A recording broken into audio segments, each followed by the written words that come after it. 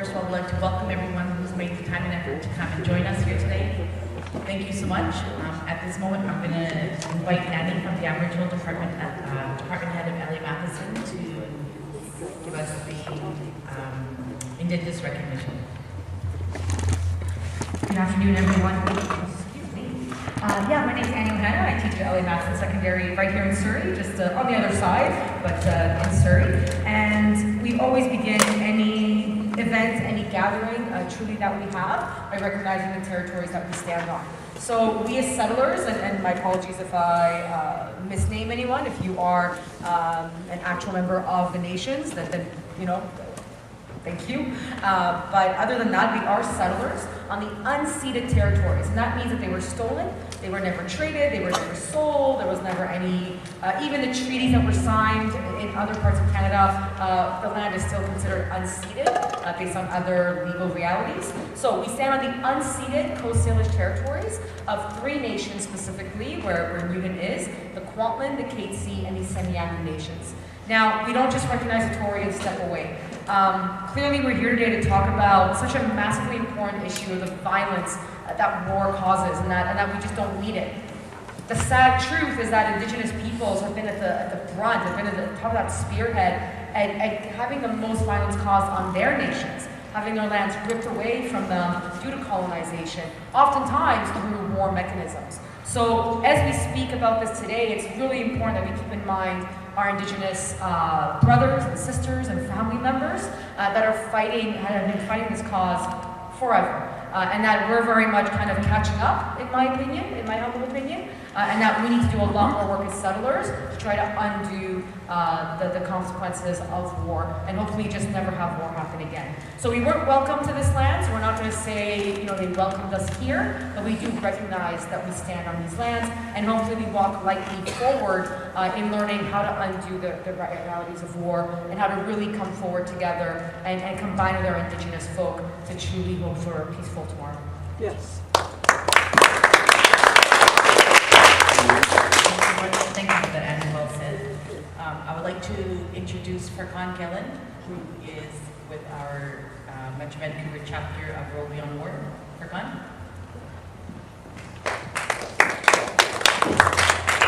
Thank you, Rebecca.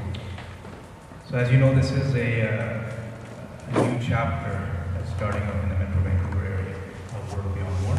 And this is our first actual formal event that we've had. And it's good to see you all out here today. And it's a long weekend, it's beautiful weather, and we still chose to come out here because we have a world that has war after war, different place. Sometimes Iraq, it's pretty much ongoing, Syria, and now here we hear of a new situation happening here. It's just one thing after another. So how can we figure out how to solve this enormous problem of wars? That's what World Beyond War is about, how to figure out how to get rid of this institution of war. And when I first mentioned this to people, they think it's an impossible task. That's one of the first comments I hear. They say things like, humans have always fought, and they always will. It's human nature, different things like that. It's not an impossible task because there's actually research that has been done, and in that research it was found that if people get behind a particular issue, and you get 3.5% of the population coming out on that issue, in all cases where you get 3.5% of the population out, they've been able to make that change. So it's not impossible if we work at it. Now, I did some math on that 3.5%, and if you look at the ridings across Canada, there's 338 ridings. If you look at the voter population in each of those ridings, average is 75,000 people. So 3.5% of 75,000 people is about 2,600. So 2,600 people in ridings across Canada. That's what we need to make a change happen. And that's what when people hear that, then it kind of clicks that there's a light at the end of the tunnel. Look, we actually have something that's achievable. It's not this impossible task, but it's achievable. So that's what we're working on. That's what this chapter is going to work on. And I want to encourage everybody to join this chapter, to become part of organizing events like this and organizing campaigns to figure out how to solve this problem. There's different campaigns that we already have in the works. One is a divestment campaign. One is a campaign to get Canada out of NATO.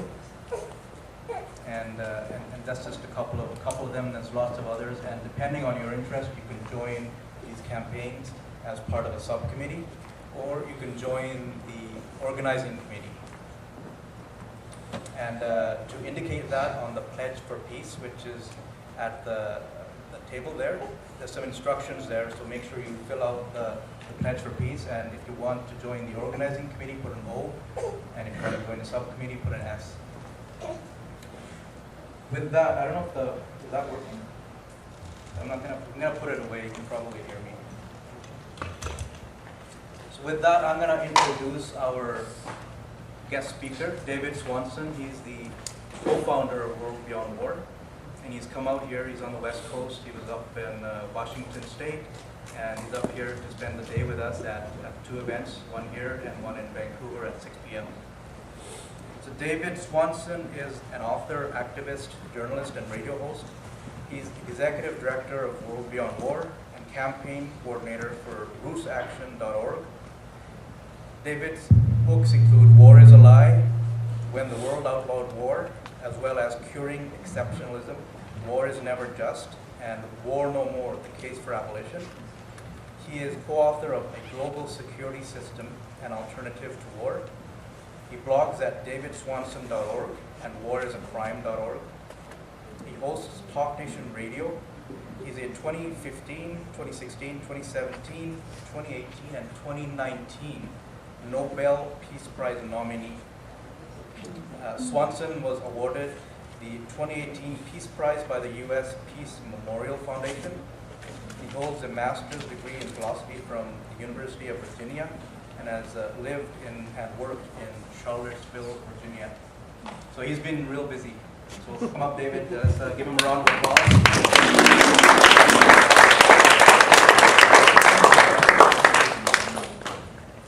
Thank you. Does this sound okay? If I use this? Yeah? Okay. Thank you very much. Can we have a round of applause for FERCON for putting this together? This is a wonderful first event for any organization. And I have seen smaller groups than this accomplish great things. When we got my city of Charlottesville, Virginia recently to take all of its money out of weapons industries and fossil fuel industries. At the utmost wild exaggeration, we had 0.5% of people doing anything at all. So you do not always need 3.5%, though you sometimes do. I ate lunch today sitting on the Peace Arch down at the border, and imagining what it would be like if those two nations celebrating peace with each other were to start behaving peacefully toward the rest of the world. I think this is where we have to get to. As you've probably heard, a U.S. comedian, the late Robin Williams, used to refer to Canada as a nice apartment over top of a meth lab, a drug lab. The problem is that the guys in the nice apartment are doing odd jobs for the drug lab and starting to get their eyes on that business too. This is, with absolutely no need for it, no basis for it. I want to mention a topic that's in the news briefly, and we can talk about it when we get to the questions and answers shortly, if you want to. I think some of you may know more about it than I do.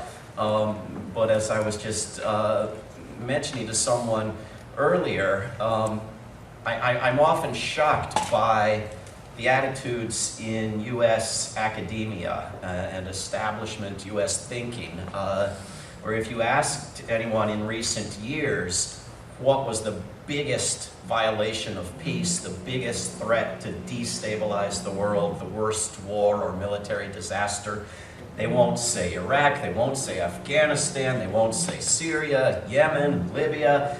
They'll say the people of Crimea voting to rejoin Russia, which they will describe as Russia seizing Crimea. Though not a single one of them will ever propose that the people of Crimea have a new vote, because they know perfectly well they'll vote the same way again. Now, you have the government of India actually seizing the territory of Kashmir, the people of Kashmir not having any sort of a vote whatsoever, and I'm willing to bet anything I might have that you're not going to have treatises and books and courses in U.S. universities suggesting that this was the biggest threat to peace in the world or that it was a problem whatsoever. So there is incredible hypocrisy. We have these notions that there are laws in the world and that there are international laws and international governing bodies, but none of them are democratic. None of them have equal rights. It matters, what part of the world you're talking about and what part of the world is doing the damage. So we have to get to democratizing these institutions, to having a United Nations or some successor to the United Nations that's actually democratic, that doesn't put the 5 biggest weapons dealers, worst military offenders in charge of, with veto power over, an institution that's supposed to end war. It doesn't have an international criminal court for Africans. That takes those last 2 words off there and makes it an international criminal court, period, that prosecutes people even if they're not from Africa. So it's something we need to work on. This is just what occurs to me in hearing this news from Kashmir. Furkan was mentioning to me, and I agree, and have seen this in the United States, that we often have more anti-war activism than we think we do, but it's in different isolated pockets. So we have great activism against Israeli wars for Palestinian rights, and we have some great activism against nuclear weapons proliferation, and we have people working on this war or this topic or that topic, and I think we do need to put more effort into all of us engaging to the little bit that we can with each of those campaigns and uniting them also into a campaign against the entire institution of war, and stopping this talk about bad wars and unauthorized wars and the wrong wars and the need to halt a war in order to be better prepared for a better war, and the need to halt weapons expenditures on the weapons that don't work. Let's prioritize the weapons that do work. So we need to start thinking and talking as if we're taking steps toward abolishing the entire institution. And when we do that, we can talk not just about the evils of particular wars, but about the evils of militarism and bring in more allies and a broader movement. Because if you're working against racism and bigotry and hatred, there is no bigger opponent out there for you than the war machine and the militarism and the example set by our government's foreign policies. If you're working on issues related to refugee crises and immigration, if you become aware of what causes most of those crises, then you join hands with the anti-war movement. If you're trying to save the earth from environmental destruction, and you haven't been forbidden from seeing one of the top destroyers of the environment, namely militarism, then you make militarism one of your targets, and you unite the supposedly separate movements of environmentalism and peace activism. and so on across every issue. I mean, we're spending as a world over $2 trillion a year on a criminal enterprise that's destructive, that makes us less safe, that erodes our civil liberties, that erodes our rights, degrades our culture, fuels violence at home, police violence and individual violence, that has no upside, that has all these downsides. And a tiny fraction of it could do so much good. The United States government alone is spending $1.25 trillion every year on militarism, where $30 billion, right, so less than 3%, could end starvation on Earth. Right? You look at terrorism, meaning small-scale violence, non-governmental violence, and virtually all of it is motivated in opposition to large-scale military violence. And yet I have yet to see a single incident recorded of foreign terrorism motivated by resentment for the provision of food or water or medicine or no strings attached aid. It doesn't happen. So the United States or Canada, could make itself the most loved country in the world, make itself safer thereby, for radically reduced expenses than what's expended making the United States one of the most resented countries in the world. So when we started World Beyond War 5 years back, we knew that other peace groups existed and were doing great work, and many of us are members of lots of them, but we thought we needed an organization that would be global and that would address the entire institution of war. Those were the two things we wanted to focus on. And we started this in the United States, but now with help from groups like you and in numerous other countries, it's becoming global. And the chapter leaders are global, and the board members and the advisory board are beginning to look like the world rather than like the United States. And we think that a peace group needs to be that way. Certainly the military industry, the weapons industry is that way. And so we're working on that. Our Declaration of Peace has now been signed in 175 countries, and that was our goal for a long time, because when you watch sports on television in the United States, they thank the troops for watching from 175 countries. What they're doing there, they don't explain. So we wanted to have as many countries as the Pentagon. The other thing we wanted to do, as I mentioned, was address the entire institution of war, not just the latest war or the latest weapons system. And so we're sort of focused now on 3 campaigns. One of them is divestment, getting public money and large institutional money and investment funds and individuals' money out of the weapons industry.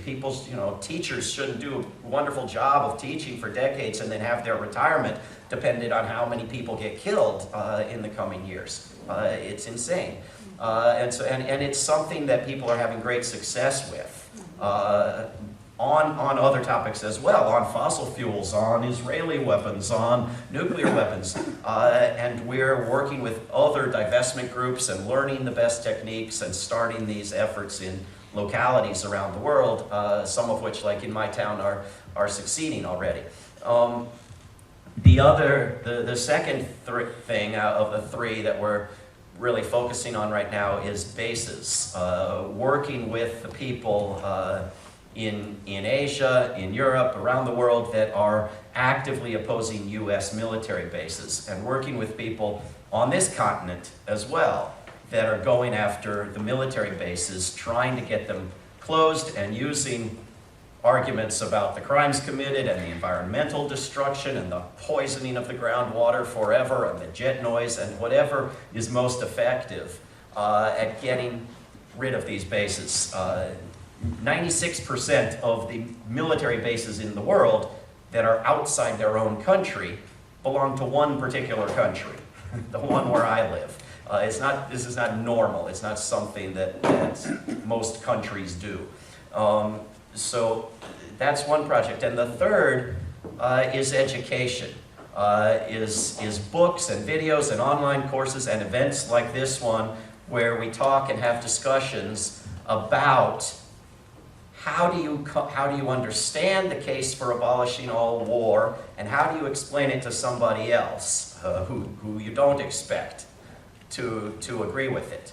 And we've tried to lay out this case, among other places, on the website of worldbeyondwar.org, where we have a section on myths and a section on reasons why to end all war. And so to give you a very brief overview, well, let me ask you first, because I don't really know, if you can divide the world up into people who believe every war is justified, who believe that some wars are sometimes justified, and who believe no war can ever possibly be justified. I'm guessing most of you are in the latter two groups. Raise your hand if you think some wars are sometimes justifiable. Okay, and raise your hand if you think no war is ever justifiable. Okay, well, the last group is correct. Thank you for coming. There are, I would argue, and we'll get to questions and answers and discussion shortly and let people make the case for themselves why they believe some wars are sometimes justified. But to address some of the common reasons why people think that, a lot of people think that war is just inevitable. It's just natural. It's just normal. It's part of this mysterious substance no one has ever actually snapped a photo of called human nature. That it just can't be gotten rid of. It's in our genes. It's in our biological, historical, Marxist, mystical destiny. And there's nothing you can do about it. So get real and be realistic and do the tough work that somebody has to do and so forth. Which is absolutely bizarre, I think, if you stop for 30 seconds and look at the fact that war as it exists now has almost nothing in common with war as it existed just 100, 200 years ago, which is a split second in the existence of our species.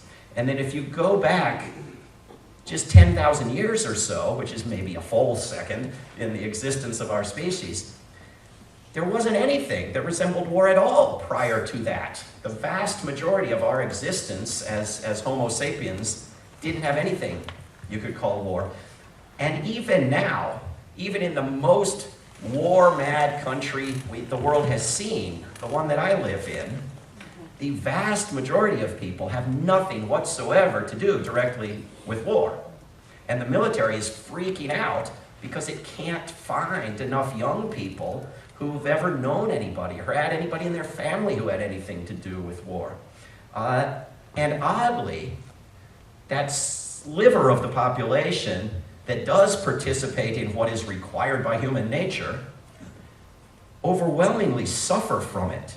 And suicide rates shoot up. The moral guilt, the agony, the post-traumatic stress disorder skyrocket. The, sad to say, the likelihood of becoming a mass shooter in a shopping mall goes through the roof. So how can it be that something that most people avoid, and that the people who don't avoid, the majority of whom say that they joined the military, among other reasons, because they didn't have any better options, they suffer from it? I can't give a definition of what it means for something to be natural. I don't know what that means, but if anything is natural, how can it be that?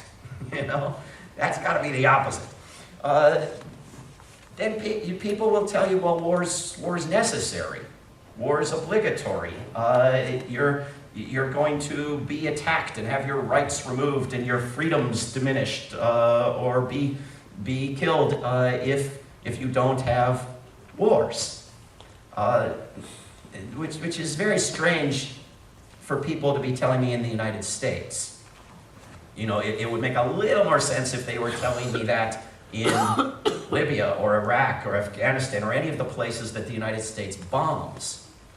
But if the United States and NATO and its allies were to stop bombing people and stop initiating all of these wars and stop arming the world to fight all of these wars, then this question of needing to fight back wouldn't arise, right? And we see these regions of the world that we think of as beneath us and generating the problem of war. We have to have war in the world because of those backward people in North Africa or the Middle East. These are regions of the world that, with few small exceptions, such as Israel, don't produce any weapons. The weapons have to be shipped in, right? This is like the alcohol for the indigenous people of this country. This is like the opium for the Chinese. These are toxic products that are pushed on regions of the world by other parts of the world that profit from it. So if the good civilized people who need to be the cops of the world and protect everyone with war making would stop giving weapons of war to the world, their argument would diminish dramatically, right? You give the people of the United States all these guns and as well as these attitudes, and look what happens. And the suicides shoot through the roof. Australia took away the guns and the suicide rate went to the floor. If you give the world these guns, these weapons of war, they use them. And this isn't the 1930s. We have 100 years of established, documented evidence that the strongest tools with which to resist military aggression are nonviolent tools. So this notion that the poor people being attacked have the choice of lying down and taking it or waging war is a false choice. It isn't true. If the United States invades Canada and the people of Canada refuse collectively to obey any orders, the United States has not invaded Canada. You can't occupy people who are not willing to be occupied. If Canada wants to generate anti-Canadian terrorist networks around the world on a US scale, wants to have groups of people hating Canada the way they hate the United States, well then it will need to export more weapons, invade more countries, kick in more doors, drop more bombs, put more people in prisons on islands, and create some blowback that can be used in a vicious cycle to say, well, now there are people who hate us, we have to invest more in kicking in more doors. So this is how the thinking goes in the United States, but it's counterproductive. It's a vicious cycle. So every time there's a war, we're told it can't be avoided, it's necessary, we must urgently start it before peace has a chance to break out. And on top of that, we're also now told that it's beneficial, that each war benefits humanity, or it might, even though not a single one of them ever has, the next one might. I don't know about here, but in the United States, every single one of these discussions goes immediately to World War II. And the passionate, fervent hope that the very next war is going to be the second coming of the good war, World War II. So despite, investing trillions and trillions of our dollars over 75 years in hoping for another World War II and admitting that it's been a counterproductive criminal disaster, that hope remains alive.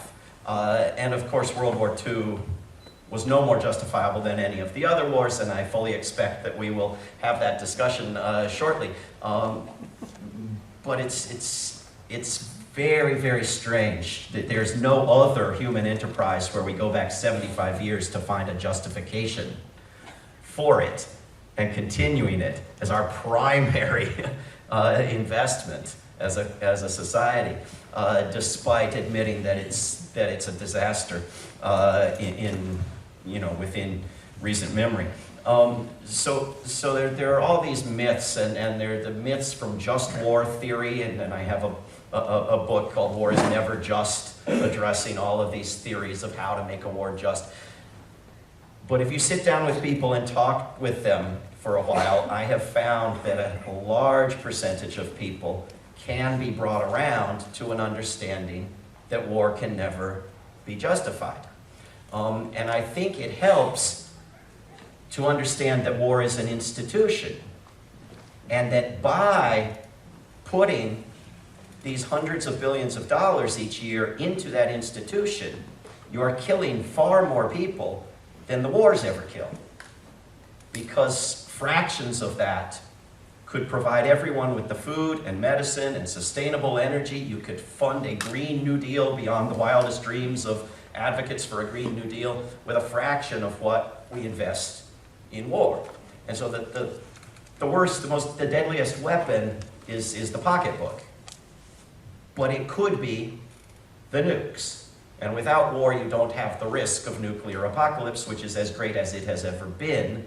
And without war, you don't have one of the major contributors to climate collapse that could be both gotten rid of and the money moved to where it's needed. So that's the case we try to make, and sometimes it takes minutes, sometimes it takes hours or days, but we've found that we bring people in the direction of agreeing enough to work on it. And I've touched on, what we lay out as many of the reasons why, including that war is immoral, that it is directly and indirectly one of the most deadly and creators of suffering and misery on the planet, that it endangers rather than protects, that if you want actual safety, actual security, you invest in protecting the habitability of the planet, not in generating enemies, that it damages the environment, that it erodes our civil liberties. In the United States, every war has big banners about freedom and songs about freedom. And with every war, we lose some of our freedoms. If we are going to fantasize about the people of North Korea, first of all, each cloning themselves 10 times, so there are enough of them, occupying the United States and taking away our freedoms. I mean, what freedoms are we going to have left by that point after all the wars that it takes to make that happen? We lose them in the name of war. All the secrecy, all the surveillance, all the justification for anti-democratic authoritarian governance comes from war. Without it, you have no justification for government secrecy whatsoever. You don't need heroic whistleblowers being demonized. You have open government. You have, anybody remember a guy named Woodrow Wilson who had 14 points, not a single one of which he cared a damn about? Anybody remember what the first point was? Open diplomacy, everything public, international relations on the internet. This actually made sense. Woodrow Wilson was a guy like Obama that, was just an extreme militarist, but said stuff that made perfect sense if he had actually acted on it. Some of which is still worth reading. War impoverishes us. This is the other thing I was just in Seattle, where you tell people we have to turn against the war machine, and they say, but my neighbor works for Boeing. I said, I know your neighbor works for Boeing. I know your neighbor is a real person, and that's a real job, and we don't want your neighbor to suffer. But there is absolutely no dispute that putting the same amount of money into peaceful industries, or even not taxing working people that money in the first place, creates more jobs, better paying jobs, better economic impact than putting it into weapons building. And in fact, the savings is so great that with a tiny bit of organization, we could retrain and aid everybody who might suffer in the transition and convert without a single Boeing employee, suffering a broken fingernail. There is no need for anyone to suffer in such a conversion process. So war impoverishes us. It is not a jobs program. You know, I saw a panel discussion on a stage like this. One of the panelists was Vladimir Putin. One of the panelists was the guy who was the last US ambassador to the Soviet Union. And Vladimir Putin is complaining about the new missiles right on the border of Russia. You know, I mean, I'm sure Canada wouldn't mind, you know, a missile defense system on the US border aimed at every Canadian city because it would be defensive, so it shouldn't bother you. Well, but the Russians, for some strange reason, don't like all these missiles aimed at them right on their border. And this former ambassador turns to President Putin and said, Vladimir, no, you don't understand. Those have nothing to do with Russia. Those are just a jobs program for back in the United States. And Putin, to his credit, said, couldn't you have a different kind of jobs program? And if I would have liked him to have in his pocket some reports from the University of Massachusetts at Amherst that show very clearly that almost any other jobs program would produce more jobs. You know, so it's actually a drain. It's not a jobs program. It is an economic drain. Not that it wouldn't be sociopathic to wage these wars in the name of a jobs program, but it's also factually off base. So this is, you know, an outline of the basic case that we try to make, and we can, you know, address the particular details in the thousands and thousands of cases that there are.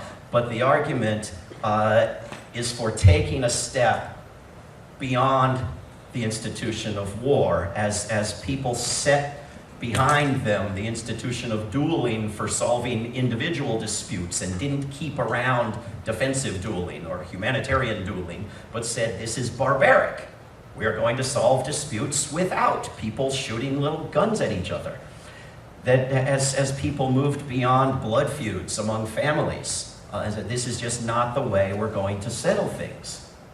We have to find a way to move beyond mass murder organized and perpetuated in our names and for profit by governments that have normalized it and made it shameless. And if we do so, we can prevent particular wars, we can end particular wars, and we can move our resources to human and environmental needs where they are ever more desperately needed and avoid all dying in a nuclear apocalypse. So I see a lot of upsides and not very many downsides, and I hope you all are ready to work with us on this project, and thanks for coming out today.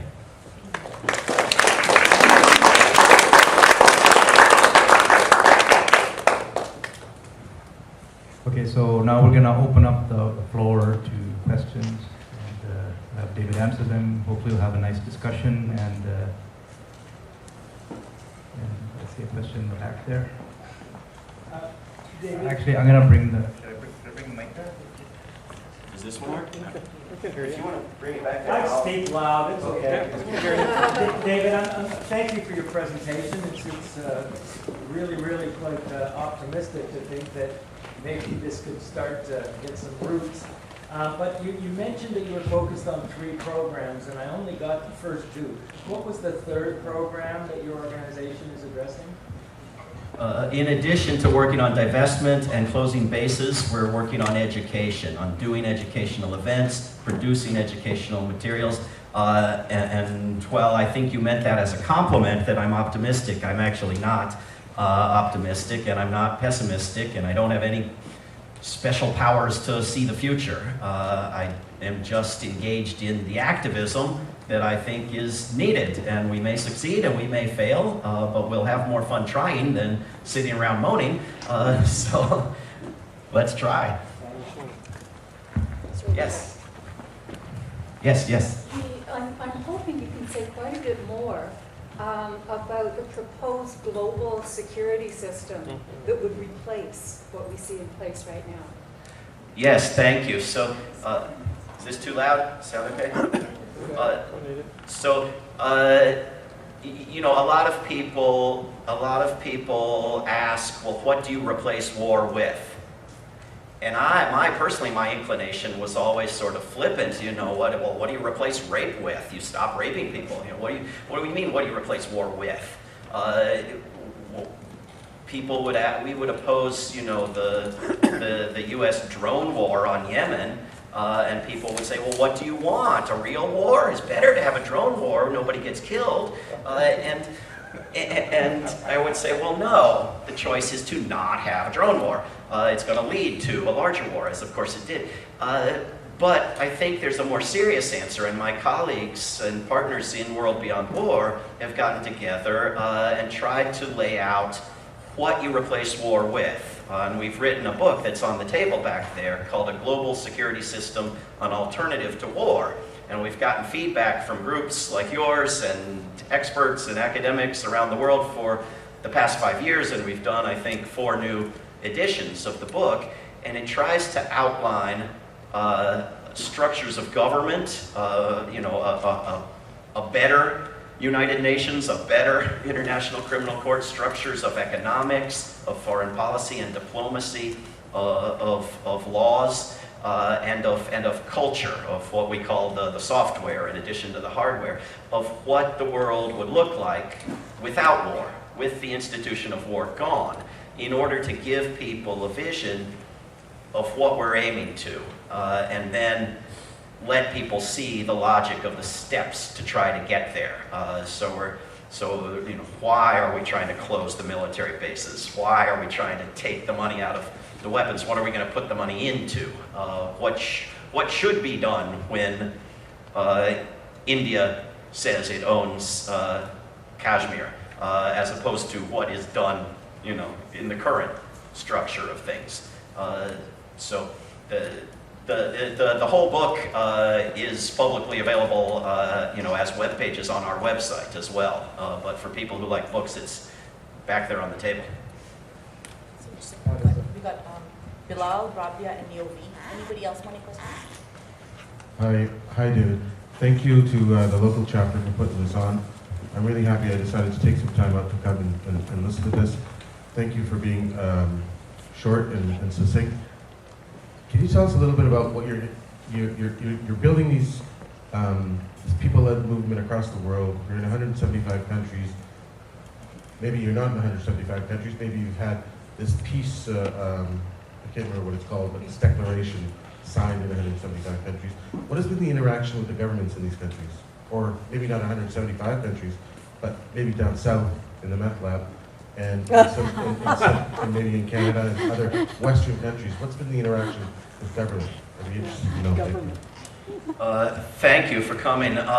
Yes, we have a two-sentence statement that I hope you all have signed either on the website or on a clipboard here, or do before you leave, that people have signed, people and organizations in many of them have signed in 175 countries. We don't have active chapters doing work in 175 countries, though we do in many countries, and growing very rapidly, and at least as much in Canada as anywhere else in the world, with the leadership of people like Furkan, and with help from the fact that we had our conference last year in Toronto. A lot of people have had successes in the United States and elsewhere with local actions, divestment, passing resolutions, etc. In terms of moving national governments around the world against war, the successes are much harder to come by. I think if I have another job for an online activist group called rootsaction.org, and some of what it does is global and some of it is US specific. But if you look at the top of that website right now, rootsaction.org, you'll notice a way for people in the US to email and call their Congress members and senators about the fact that just about the whole dream list of goals of peace activists over recent years have just been passed by the US House of Representatives, but not by the US Senate.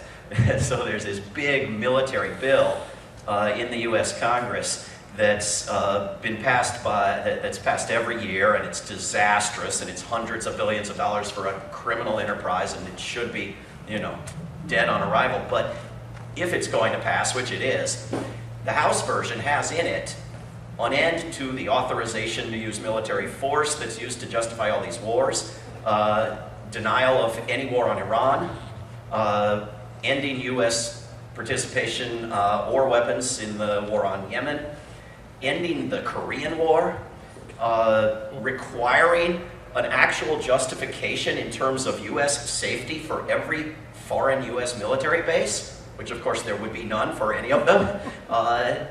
Just dozens and dozens of wonderful things that peace activists want. So you know, that in terms of government relations in the United States right now, one of the things people are doing is trying to keep all that good stuff in that bill, which has to make it past the Senate, has to make it by the President, and then has to actually be complied with if it's a law, which you may have noticed isn't always the case. But you know, that's the sort of thing we're doing.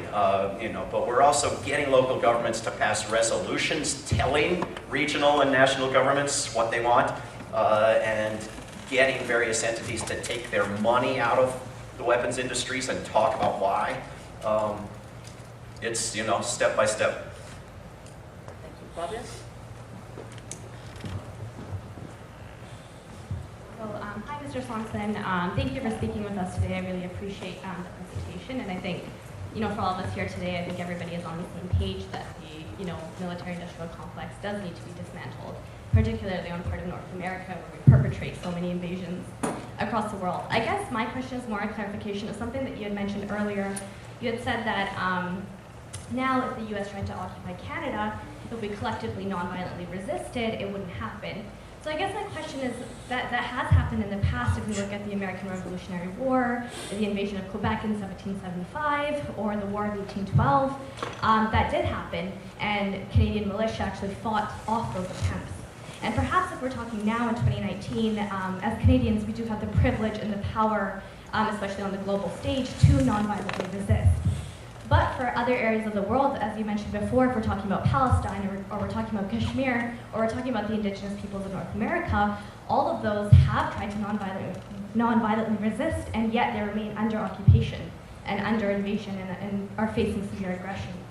So my question is, within the paradigm that we exist today, how can we expect them to non-violently resist and have effects, and actually have an effect and kind of fight off this occupation, you know, until their aggressors, which is namely North America, actually puts down their arms and recedes from their invasion? That's a good question.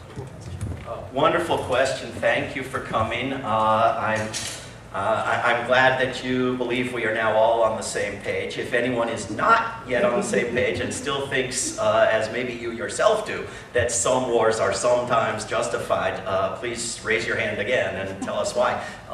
But I think that I'm very glad that you're aware of some of the numerous U.S. invasions of Canada in years gone by. Most of which were abysmal failures, some of which caused you know, French settlers to flee down to Louisiana and so forth. But I think if you look, I mean, if you look at this very influential study, and then others like it, that was done a few years back by a couple of scholars named Erica Chenoweth and Maria Stefan, that looked at 100 years of campaigns of resistance to tyranny and to, in some cases, foreign occupation. The ones that were principally nonviolent and the ones that were principally violent. The ones that were principally nonviolent succeeded over twice as many times, were over twice as likely to succeed. And those successes have been dramatically, hundreds of times, longer lasting, which does not mean, doesn't begin to even suggest that every nonviolent campaign succeeds, or that every violent campaign fails. It just suggests that on average, one of them is more likely to succeed than another. And it has to be done strategically, and it has to be done with the specifics of the situation, and it still may fail. But this notion that you can do nothing or do violence, or you can try nonviolence for a little while, wasting your time, and then resort to the stronger tool of violence, generally has it backwards. You know, you should try violence for a while and resort to the stronger tool of nonviolence and see if that works. And It may work. It may not work.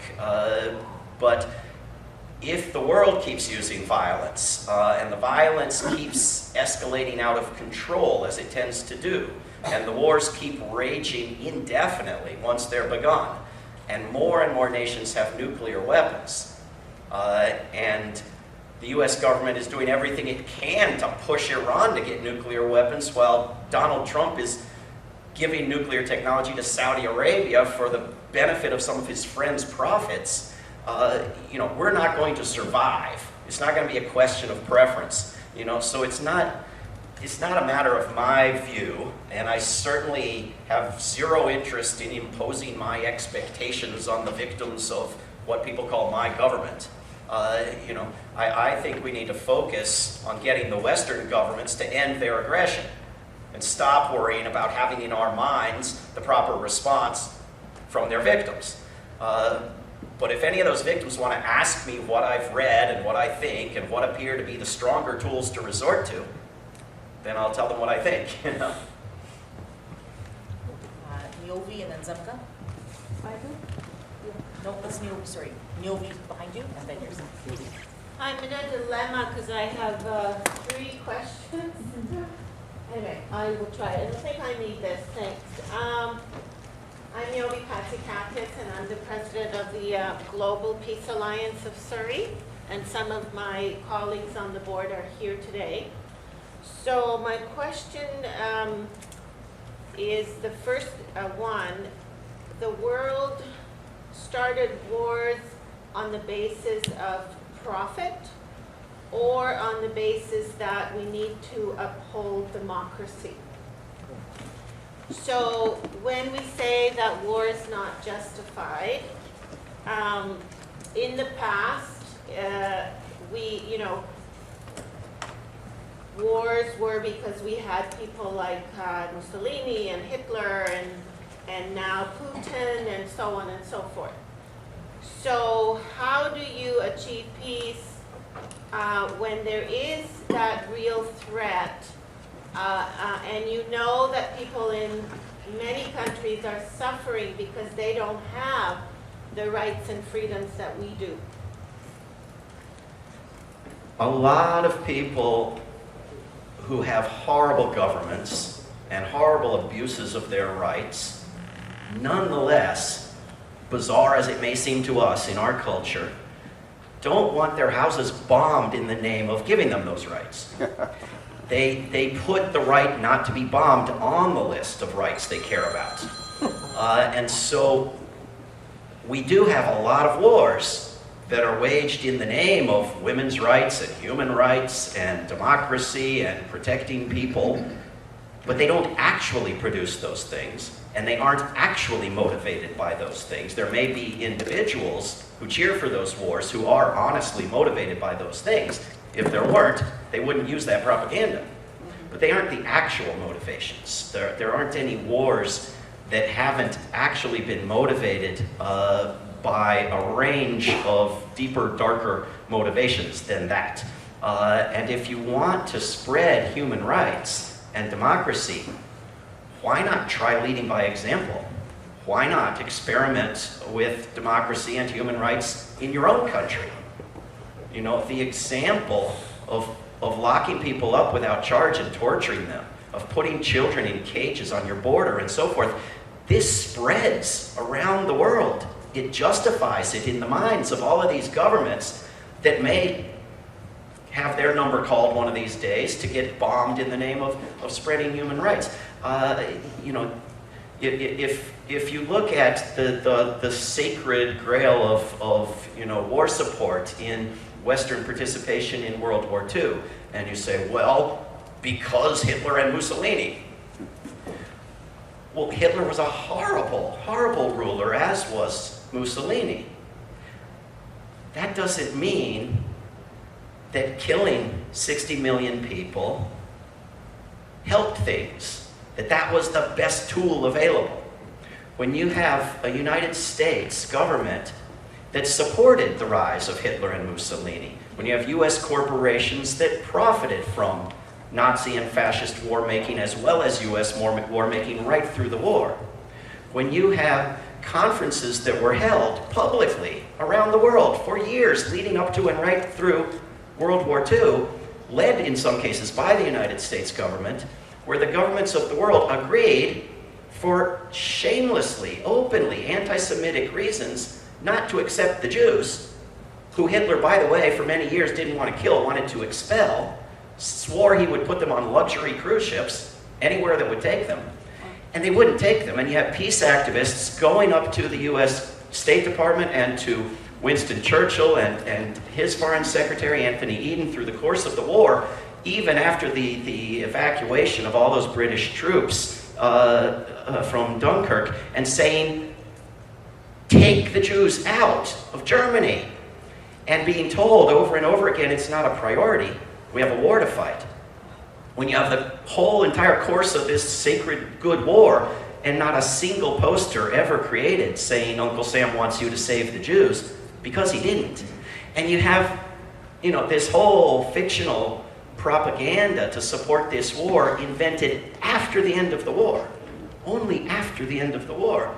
And then you have it made into the good war during the course of what the Vietnamese call the American War and we call the Vietnam War, because so many people were opposing a particular war.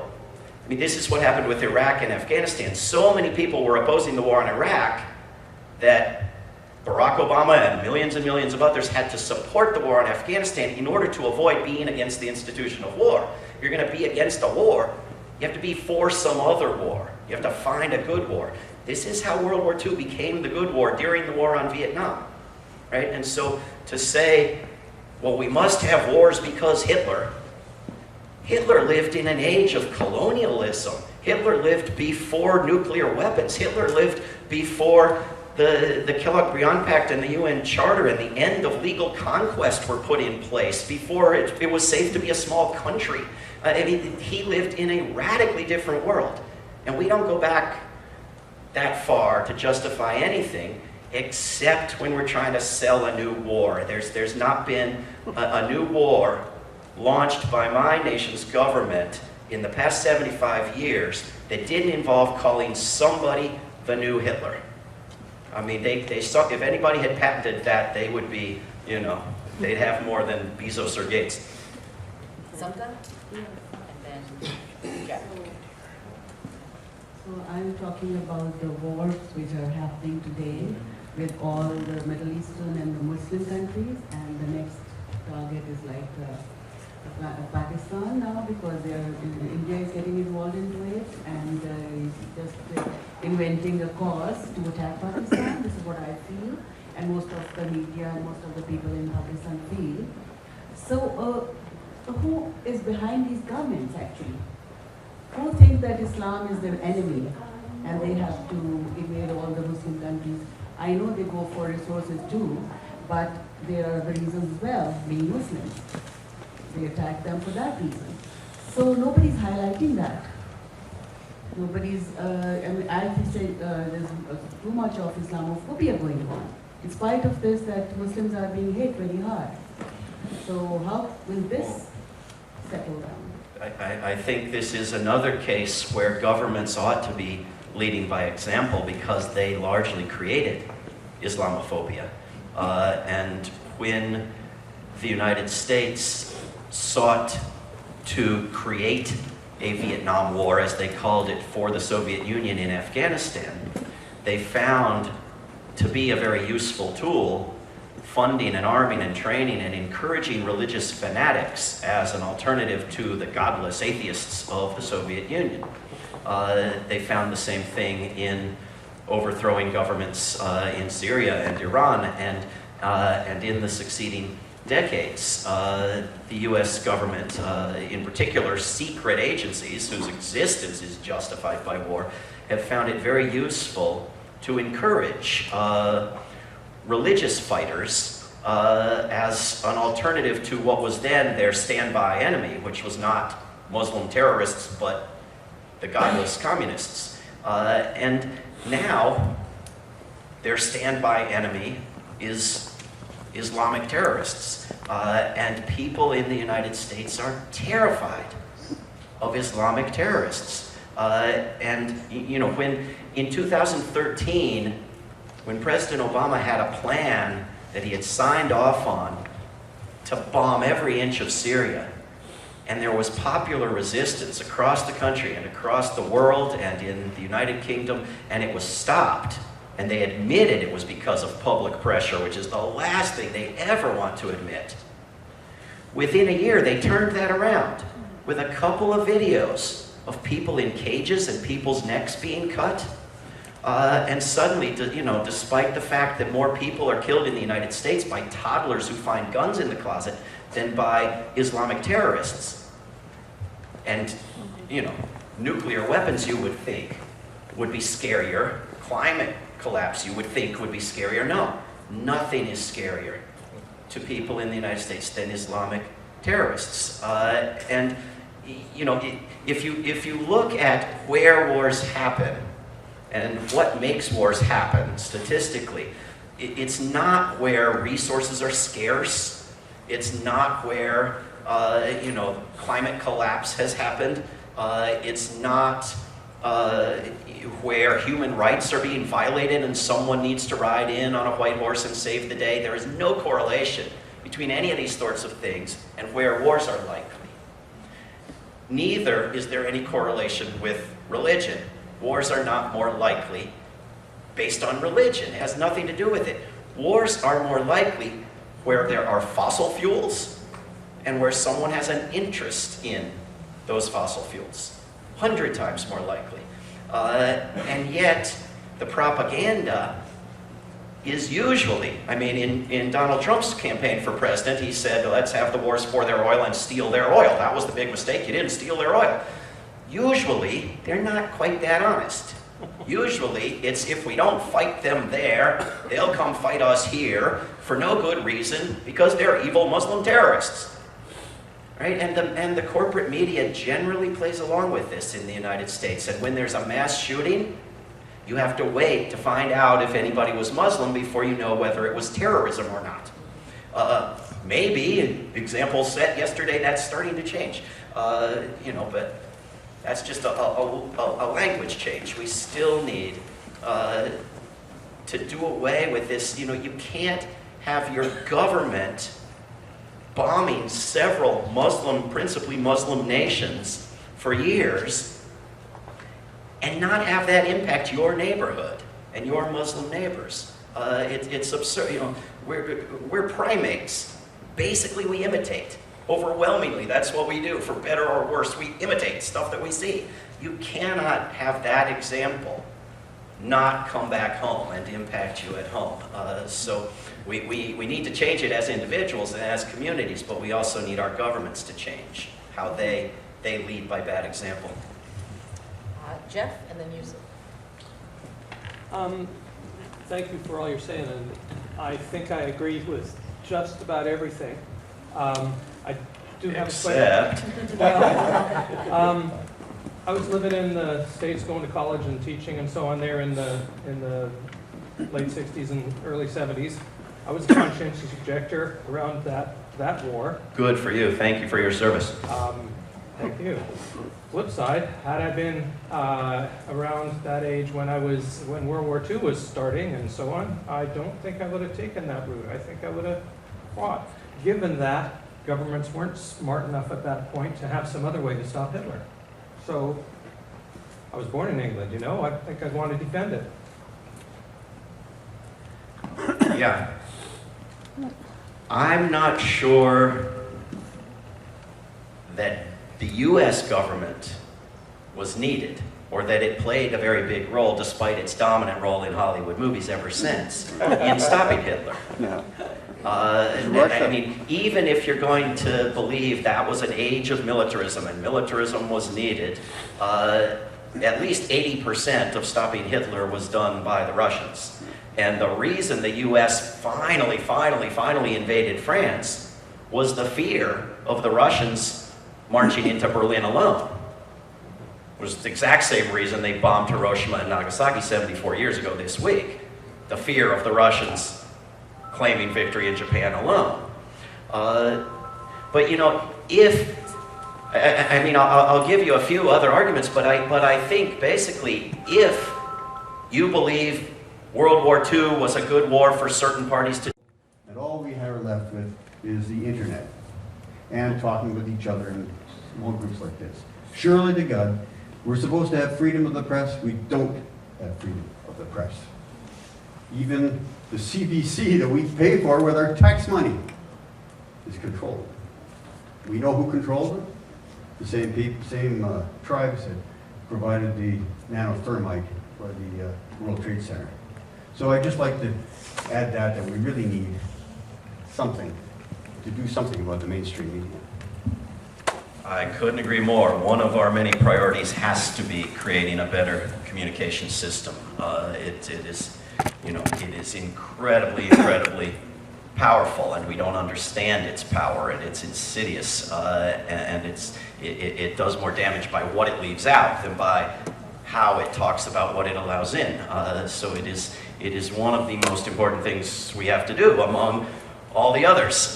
You know, there was a Gallup polling company that polled dozens of countries around the world a few years back, asking what country is the greatest threat to peace in the world. Who do you think won the most, number one in the most countries? The United States. You are correct. Interestingly, if I ask that in a room in the United States, very few people have the correct answer. But who do you think won within the United States?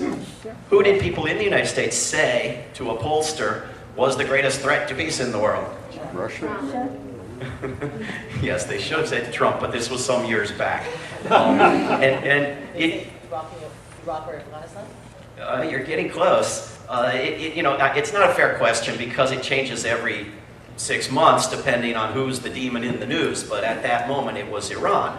And Iran spends less than 1% what the U.S. does on militarism, hasn't started one of these wars in literally centuries. But the U.S. public believed it was the biggest threat to peace in the world because of the crap that people watch on television, right? But they're not invincible. And the things the corporate media wants of us are sometimes just blatantly refused, you know? And you watch these idiotic debates of presidential candidates, and they keep somebody like Mike Gravel. If you don't know who he is, look it up. They keep Mike Gravel out. That's powerful. But the people they put in, they try to prop up certain candidates and ask questions on behalf of certain candidates, and even the audience they've allowed in the room is completely against what the moderators want. And the public in the polls is completely against what the debate moderators and the television networks want. And some of the biggest applause is always for whoever criticizes the debate moderators, right? So they're not invincible, and it helps that we have the internet, and it helps that we have great radio shows, and it helps that we have great books, and that there's like 3 people still alive who read books. So you know, we got to work on it.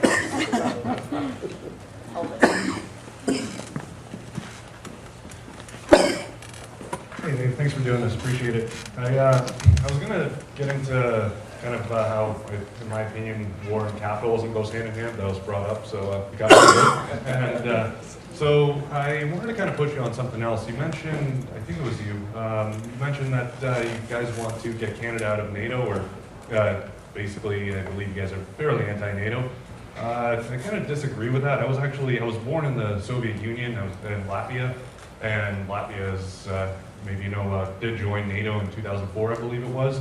And the thing is, I mean, we talked about Crimea, right? And with Latvia, I mean, you talk to my grandpa, for example, if Russia tried to attempt what they did with Crimea with Latvia, I mean, you would have people, including my grandpa there, standing outside waving Russian flags as the tanks rolled in.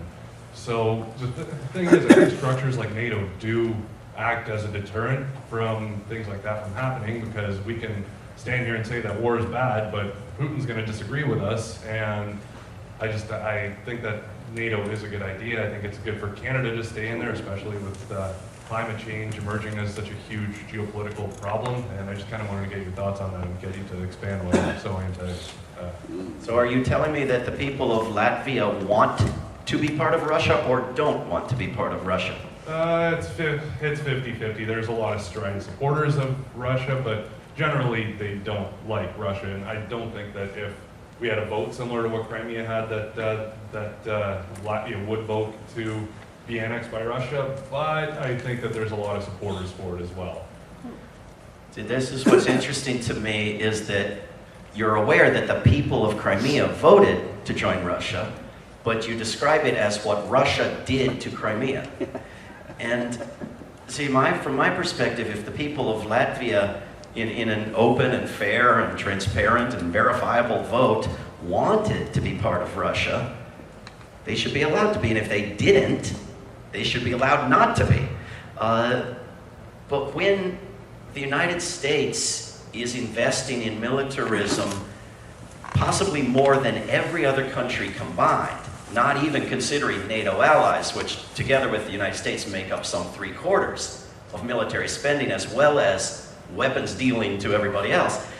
And Russia is investing a tiny fraction what the United States does in militarism, and has about 2 bases outside of its territory, invests less each year, but in weapons that in some cases can honestly be called defensive, whereas very few US military weapons can even be called defensive, where there are US troops and exercises and rehearsals and new missile bases in nations bordering Russia in a way that there never were in the previous Cold War. And there are just no Russian bases on the Canadian border of the US or the Mexican border of the US or in Cuba to say that the US must pursue war because Russia will. I mean, if we could just have a standard in the US where the US can spend no more than 4 times the next biggest military spender in the world, right?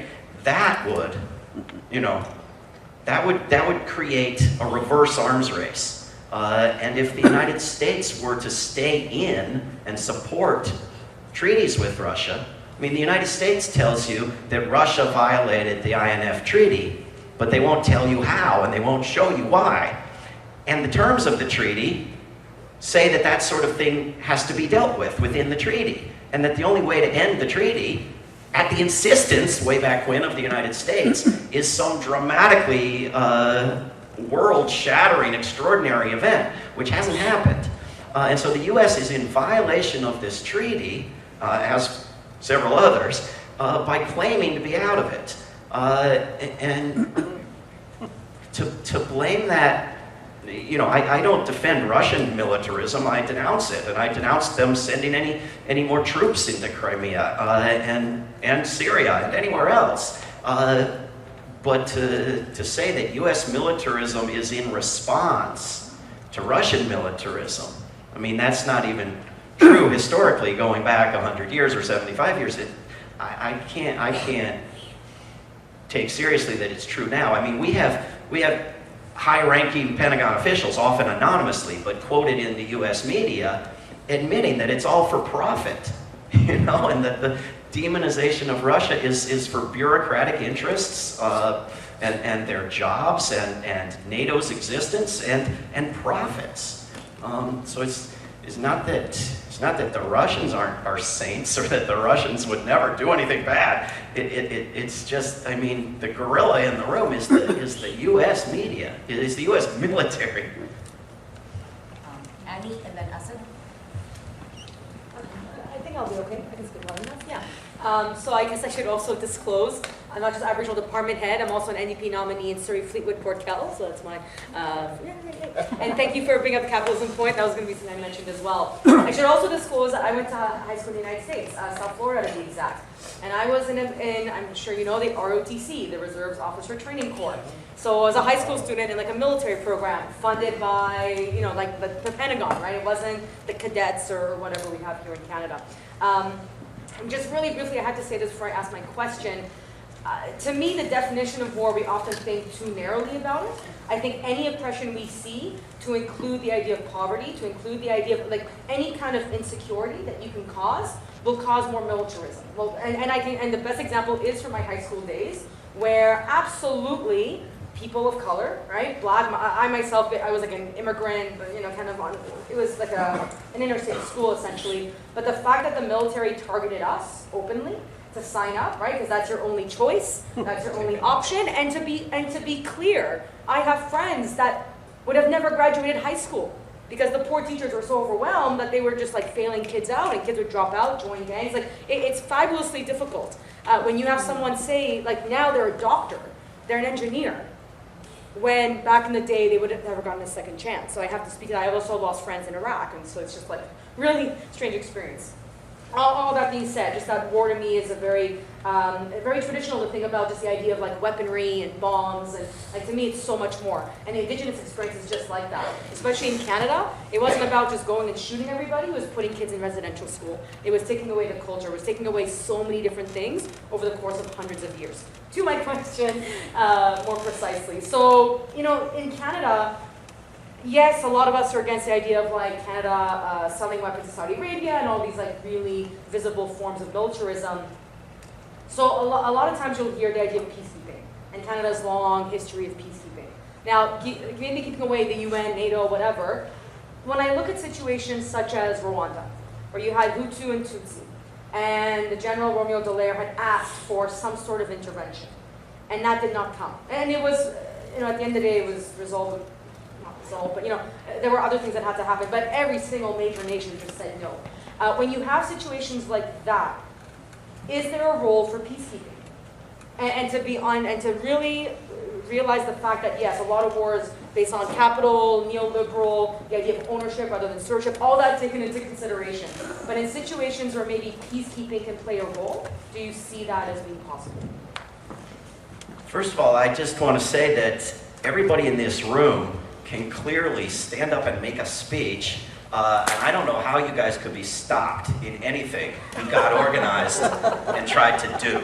I mean, you've got a room full of people who already know all about these issues and want to take time out and work on them. If you guys get organized and do more events and do lobby visits, I don't know how you can ever be stopped. And I also want to mention that you know, when there was this shooting in this high school in Florida a year or two back, and the kid had been trained by the U.S. Army in the ROTC in the school cafeteria how to shoot and was wearing his ROTC shirt when he killed his classmates, that topic is strictly forbidden by the so-called free media in the United States, and in fact, and by his classmates who became rock stars of anti-gun organizing, but put out videos saying we need the military and the cops to have lots more guns, but other people not to, right? And will not mention the existence of the ROTC. So you know, it helps for people to have actually been in it because it gets mentioned. In Canada as well, I have to tell you, as a teacher, we've had actual discussions with the Canadian military about how to talk about things like cadets in schools. Very good. I mean, there is, you know, we have a problem in the United States with the cost of college. There is no bigger opponent of free college than the military. There would be no U.S. military if we had free college. So this is, you know, this is another way you unite a human rights educational agenda with a peace agenda and get a broader coalition. Same with immigrants' rights in the United States. It's very acceptable for immigrants' rights advocates to make participating in U.S. wars the key to legally living in the United States. You know, I think it's interesting that the idea of humanitarian war 9 times out of 10 relies on the war that did not happen, that should have, because none of the humanitarian wars that have happened have actually benefited humanity. You know, it happens, but it's rare for someone to appeal to some actual war that actually happened and say that was an example, maybe an imperfect one, of a humanitarian war. 9 times out of 10, they reach for some imaginary war that they think should have happened, like Rwanda. And then they back up the clock to some moment of crisis and say, what should have happened then? Should the United States have intervened? And the fact that the United States is already pre-intervened everywhere, that the United States had spent years stirring up trouble in Uganda and Rwanda, had fueled militarism in Uganda, backed the assassination of the leaders of Uganda and Burundi, which created the crisis in Rwanda in the first place, and imposed all of its horrible sanctions from all of its international bodies of the World Bank and the IMF and everything, and made the crisis in Rwanda, to then say, should the saintly angels from the United States who've never been to Rwanda and can't find it on a map have it in their hearts to intervene, or will they fail to do anything? Should they have done something? What they should have done was not do all the horrible things that they did do, right? But if you play their game and you go to that moment of crisis, whether or not you admit who had a role in creating it, sure, it could have been good to send in peacekeepers, depending what you mean by that. There was never a moment when bombing people's houses would have been helpful. So the use, not by you, but by many people, of Rwanda as a case for bombing Libya, for example, is insane. But should you have sent in unarmed, non-violent human protectors and skilled peacekeepers? By all means. When you know, groups like Nonviolent Peace Force, groups that have experience sending in unarmed protectors, they are far more effective than armed UN peacekeepers. You know, and I had this conversation in Toronto when we had our conference there with a member of parliament in Canada who said, but we send in women with guns. It's feminist peacekeeping. And I said, could we have unarmed peacekeeping? I don't care if it's feminist or not. And you know, so that war in Rwanda, where the United States and Europe and probably Canada backed the very likely assassin of two heads of state that created the crisis, and then took the war into Congo and killed more people than any other war since World War II, and nobody ever says a damn word about it, or not another Congo. They just run the clock from the Rwanda crisis to the end of the Rwanda crisis. You know, I think the ways in which the U.S. did wrong there are many-fold and a little different from the standard rendition of the U.S. failed to act. You know, yeah, it failed to do anything good, but it didn't fail to act.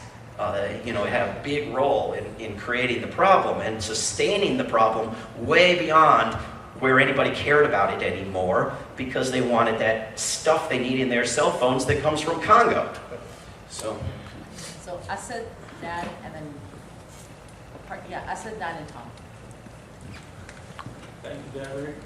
My name is Asad Sayed, and I'm part of World Groundwater Chapter, Vancouver, with Fort Town.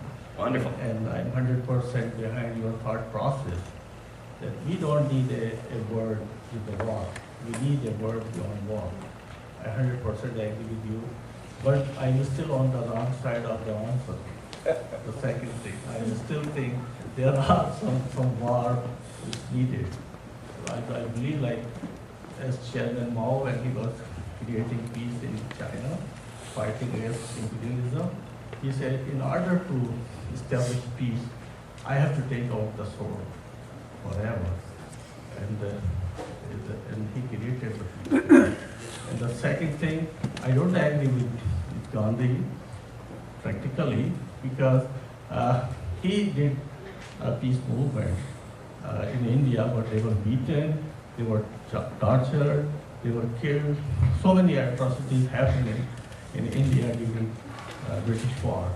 So I say the Indian did not get freedom because of Gandhi, they got the freedom because of Hitler. The Hitler beat Britons and Western so bad, so they lose their power and they have to leave India. So that's my thought on that. And still now, what's happening in India, in peaceful India, to Gandhi's India, I don't need to mention, I mean, what's happening. All the minorities have been tortured, the Muslims, Christians, and all kinds of minorities. And now they occupy the Kashmir just a few days ago. So they make a big deal.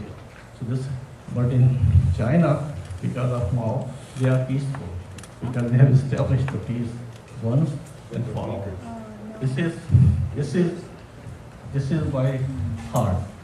And now about the question, what I was thinking with my friend Steve has already mentioned, because what we are looking that all the wars, as you agree, the wars are for profit.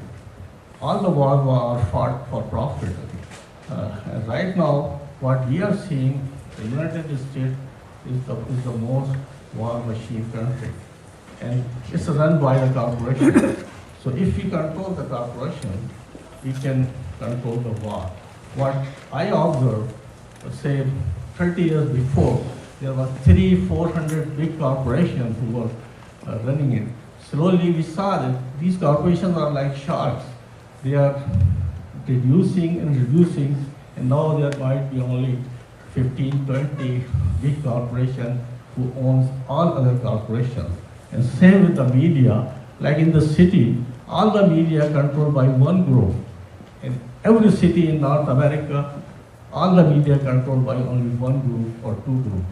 So what you think to attack the war, if we attack on those corporations and create some awareness that you have to control them, just for profit, and that's what they are doing. Well, that is a lot of topics and a lot of good points, a lot of which I agree with. I'm not going to try to speak to them all. It's been a long event already, but I do think it's interesting that we always are so horrified when non-violent activists are abused and tortured and killed, as if violent activists, or as if members of the Chinese military were not tortured and abused and killed. I think it actually shows a certain respect for the non-violent activists that they certainly deserve. I think that to assert that the #2 military spender on earth and a frequent violator of human rights and a nation with a government that's got major problems, as they all do, has established permanent peace and paradise is a little bit much of a simplification. We can, argue about which government is worse than which other government, but to assert that one like China has got it all right, I don't think I'm quite with you. But you too, they are not 100% right. They are not 100%. But you have to take out more to be. There's a friend of mine wrote a book this year on this theme of how few corporations have so much power, and the title is Giants, with some longer subtitle I recommend. I think we're coming close to ending. Any last questions? Was there anybody There's else? Nan and Tom. Nan?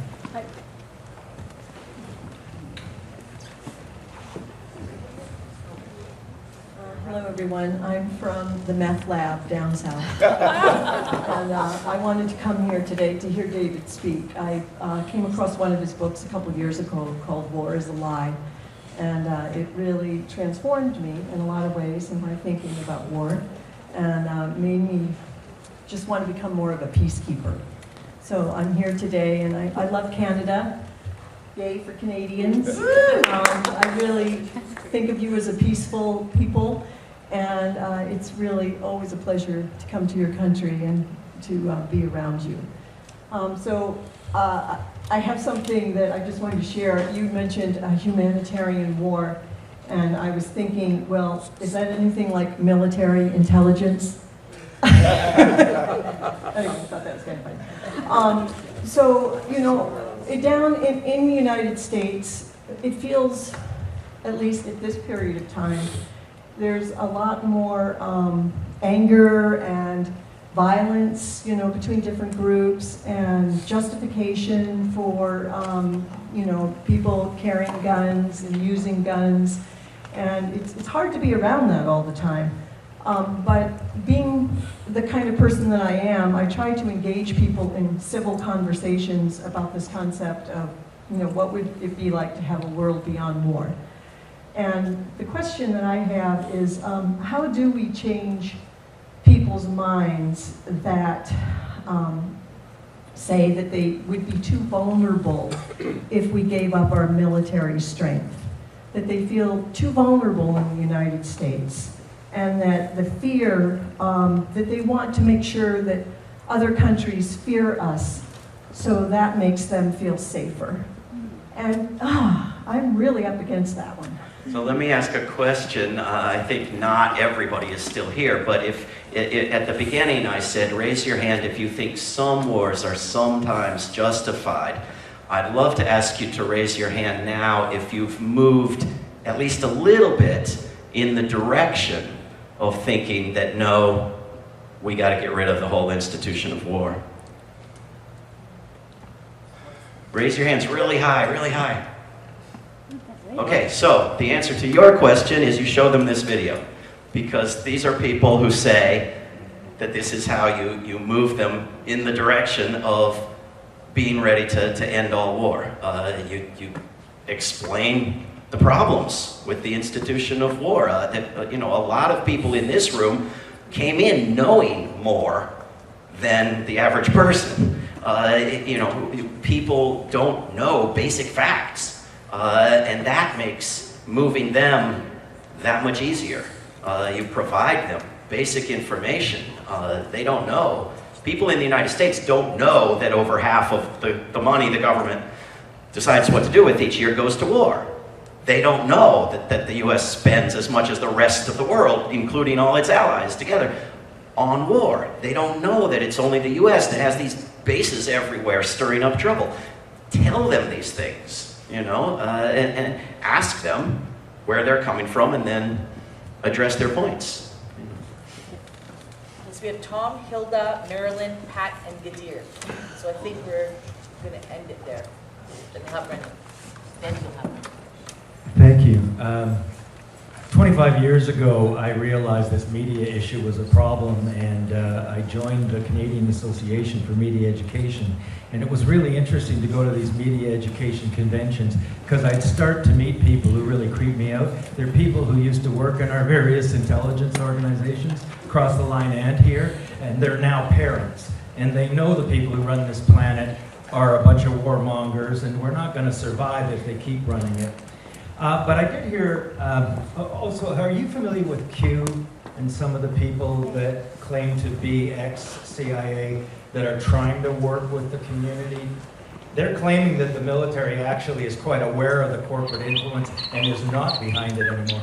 Anyway, the question I wanted to ask you is, I've heard rumors, I guess it's time up. I've heard rumors that there's actually more mercenaries now in the employ of the U.S. Armed Forces than there are actual soldiers. Can that possibly be true? Well, there certainly have been U.S. occupations of places like Afghanistan where there are more mercenaries and other contractors, I don't know if you want to call the people who do the cooking and laundry mercenaries or not, than standard soldiers. So that the majority of the people employed by the U.S. military in some of these endless wars are non-U.S. military. I don't know that that's ever added up to more than the entire employment of the U.S. military across the world, including all the bases and back in the United States. But it certainly is a significant number and generally tending to grow. Hilda? Hilda? Thank you very much.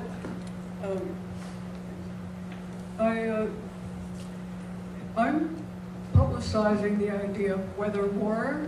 I don't know, not many people have heard about, and speaking of Canada being a friendly, peaceful place, we actually support the American electromagnetic weapon systems really a lot. We're building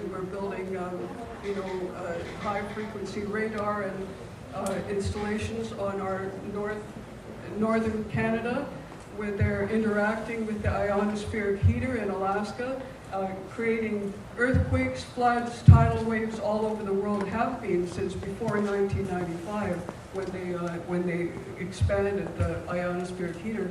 And these are all connected to electromagnetic weapons all over the world, in all the U.S. military bases and everywhere else. So I have leaflets on the back table if you're interested in that. And the wildfires in BC, I used to work with Rosalie Bertel years ago, who specializes in this. The wildfires in BC were, to some degree, electromagnetic weather warfare. I know of evidence in the north, the second largest fire that happened at Telegraph Creek. There was evidence definite that this was weather war. So Rosalie Bertel says we don't know which of the current climate disasters, how much is weather war and how much is ordinary climate change reaction. So, and there are people have identified, places that the U.S. calls rogue states that have suffered weather anomalies repeatedly. Hundreds of thousands of people have died of them and all that kind of stuff. I know. There's always a deadline, isn't there? Anyway, just so you know, there's leaflets up there, and I'm trying to get a global coalition also to go to the UN to ask them to reassert the NMOD treaty, the treaty against weather war. Anyway, help yourself. Thank you. Sorry. Thank you. We really need to wrap this up. This will really. Do you have time for 3 more? Let's do them real quick and to the point. Okay, so Marilyn? Okay. My biggest question is, you mentioned that nonviolence is twice as effective as violence. But what do you say to people that are like caught in the middle? Like, I'm giving another Second World War example. I know that the United States sold arms to the Germans until they got involved in Pearl Harbor, and then they started fighting the war. I grew up in the Netherlands, which had aimed to stay neutral, not get involved in the war, but they were invaded. Many Dutch people got killed, many Jewish people got moved out of the country. I know this is a long time ago, but there's still similar things going on where people get caught in, like, kind of innocent bystanders. So what do you say to those kind of people?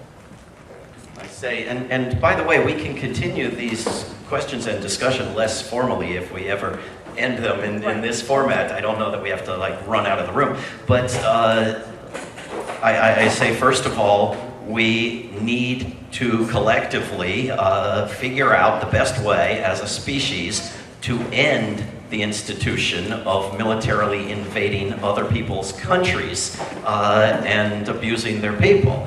I say also that that where there was nonviolent resistance by people who really didn't know what they were doing, and it was far less effective than one might imagine it might have been, it was surprisingly successful, and that we need to develop those skills better.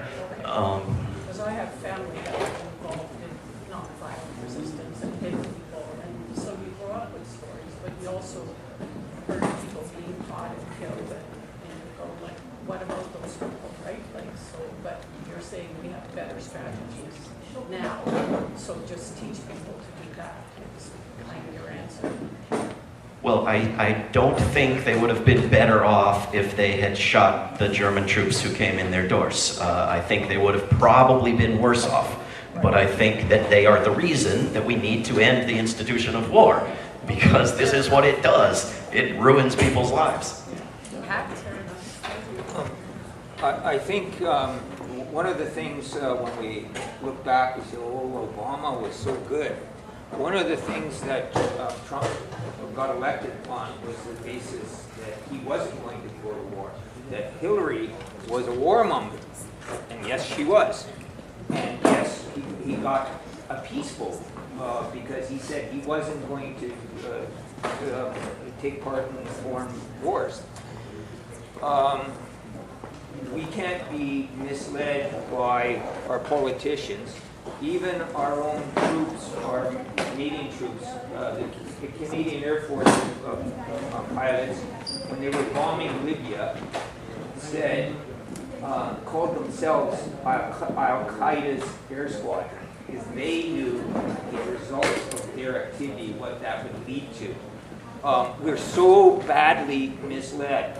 You know, our military is embedded with the American military, but despite that, they take political dictate from, you know, the defense minister and down on, and that is, they're all warmongers. We have a Canadian Parliament that all voted to bomb Libya except one. Yeah, anyway. I'm sorry, I can't be short.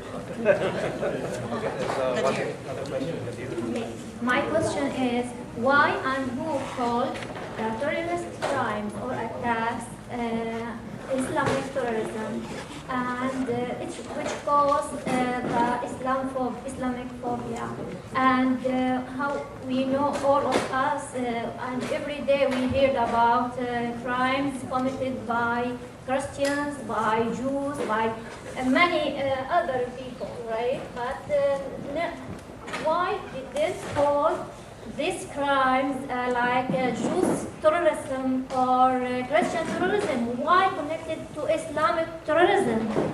And this code may be and the main reason for the invading the Islamic countries in Middle East. What do you think about this? Thank you.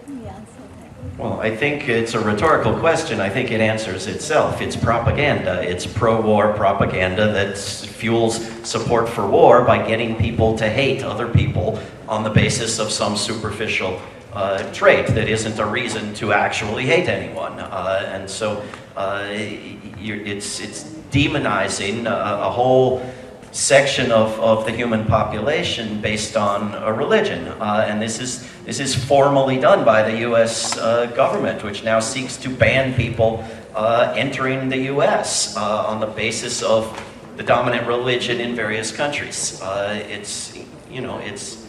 It's war propaganda. It's not the reason that most of the war makers want war. It's something they use to get other people to support their wars.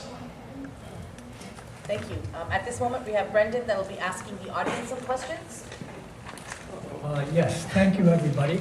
And these questions are 4 questions. I will be snappy because, as David said, it's been a long session already.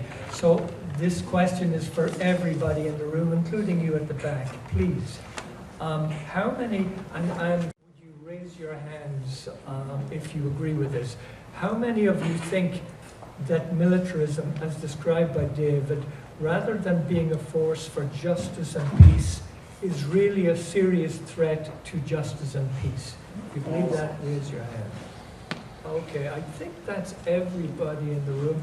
Does anybody disagree? No. Thank you. Okay, number 2.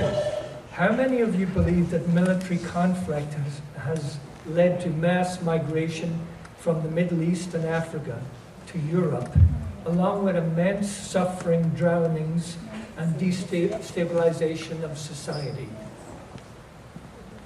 Thank you. I think that's it. Everybody. Anybody disagree? Okay, so that one is carried. 2. Number 3. How many of you believe that you or a family member can serve your fellow Canadians through the armed forces? That's an interesting one, especially for our politicians. And thank you both for coming, Stephen. Ginny Sims is supposed to be here. She sent her regards. She's with her mom. Yes. So the question is, how many of you believe that you or a family member can serve your fellow Canadians through the armed forces? I don't see any hands up. I agree with you. And lastly, how many of you believe that in some way you can assist World Beyond Wars to abolish wars and preparations for war? That's fantastic. In that case, join World Beyond Wars. 1 year ago, I knew nothing about it. I saw on the internet the videos for No War 2018, which was the annual conference in Toronto. And 8 or 10 videos are on that. They're wonderful. So I'll be snappy, as I said. Please join. That wraps up today's session. I want to thank everybody for coming and for taking part. I want to thank David for his wonderful information he presented. I want to thank all the volunteers and the committee members who helped put today's event together. We have a second event that David's going to speak at. We got to get there in time for that. It starts at 6 p.m. in Vancouver at Mount Pleasant Neighborhood House. And final thing I want to mention is, please become involved in this chapter. So if you want to get involved in this chapter, leave your information. The best way actually is if you signed the Pledge for Peace. You can put an O next to your name, meaning you want to become part of the organizing committee, and that will indicate that to us. Or you can just talk to one of us and let us know. And thank you once again, and thanks David. And if you can help maybe put a few chairs away as you're getting up, thanks a lot.